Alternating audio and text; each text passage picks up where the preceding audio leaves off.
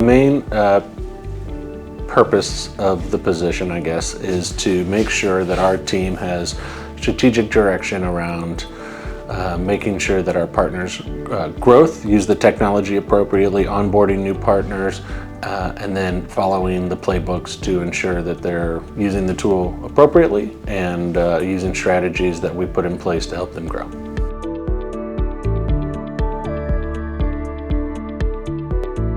A fun industry, full of entrepreneurs that I do believe is, the backbone of the U.S. economy.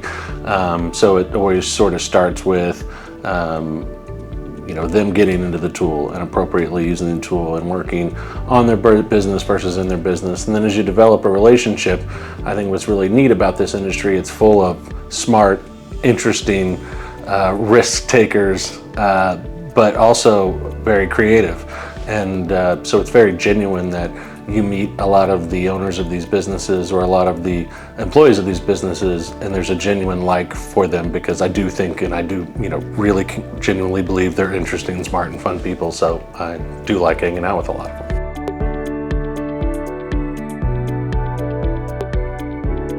It was twofold prior to the implementation of the success team. One, we had partner success managers that focused on, support, onboarding, training, and implementation, and then, maintenance of those partners, or, helping them focus on growth. And as we were building this team, we wanted to put 4 or 5 different skill sets in the team to work on different aspects of the journey, right? So you think about the administration of onboarding, the training of onboarding, the ongoing training of a partner through their first year of experience, and then really the relationship manager to maintain that relationship and help grow that distributor grow. We felt that was probably too much for one individual, so we wanted to put a team, a customer-centric team around that partner and allow them to have the strength of multiple different skill sets that they bring to the table for each partner.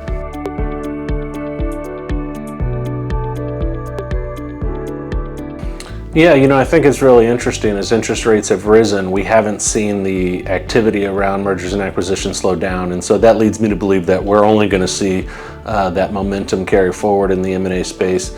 I think the bigger are going to continue to get bigger, and there's more appetite to grow by M&A than we have seen, prior to 2020, let's say, right? I think COVID exposed the fact that where it used to be sort of a local business to say, in a certain area you had sales rep all come into an office. Now what we've seen is, hey, you can really sell anywhere and people can work out of their house. And so that has lended itself really nicely in the M&A space to say, hey, I can not only buy a company here locally, but we could buy one on the other side of the country, or a couple hundred miles away, and run that office successfully, as everybody's just a lot more comfortable working virtually or not having to go on site 100% of the time.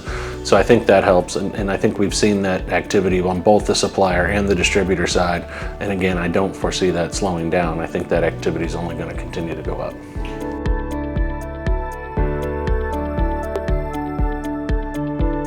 Anybody who starts a business has to start thinking about the exit of that business at some point, right? I mean, that's just the natural evolution unless it's a family business that you're going to pass on to the kids or the next generation. I think you're thinking about an exit. And so we started, as that activity started ramping up post-COVID, we saw an opportunity to say, hey, there's buyers in our community and there's sellers in our community. Let's put them together to create almost like a sales funnel that buyers can start moving them through as closer to acquisitions than they were before, and then a part of that comes education. So getting those sellers ready to start thinking about things that they're going to have to as they prepare their business to sell, making sure that they have the infrastructure in place.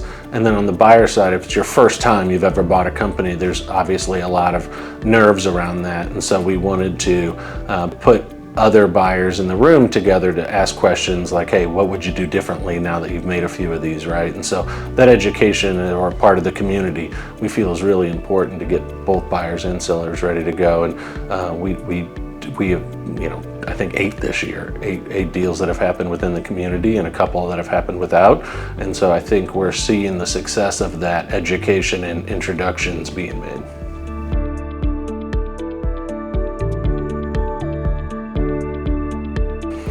Yeah, I think logistics space right now, the supply chain space right now, the pricing headwinds are real, both from the shipper and from the shipping companies.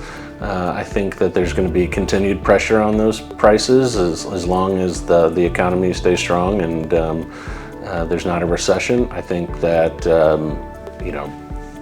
it depends on the mode, right? Small package, for example, we're going to continue to see double-digit price increases year on year. LTL, we're going to see, a reduction in capacity, which will lead to higher prices, and all the way through to the steamship lines. As long as the inventory remains strong, we're going to continue to see higher prices and tighter capacity. I do feel like the global supply chain has smoothed out as far as we don't see this service disruptions. Now there could be a couple of things that hurt that, right? So there's a potential port strike happening at LAX right now. And if that port strike happens, you will see prices go up, capacity go down, things of that nature. There was a railroad union potential strike in Canada that got averted this year. And if that would have happened, you would have seen, a significant challenges north of the border around shipping, pricing, things of that nature. But those things continue to loom out there. And then, catastrophic weather event that we're seeing down in New Orleans with the flooding and things of that are going to continue to put pressure on pricing and capacity in the southeast of the U.S.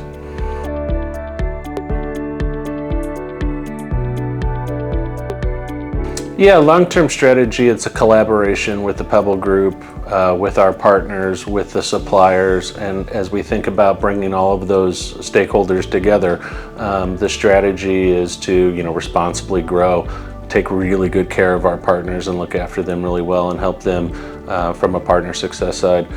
And then, also a big part of that is making sure that our team is well trained and they're,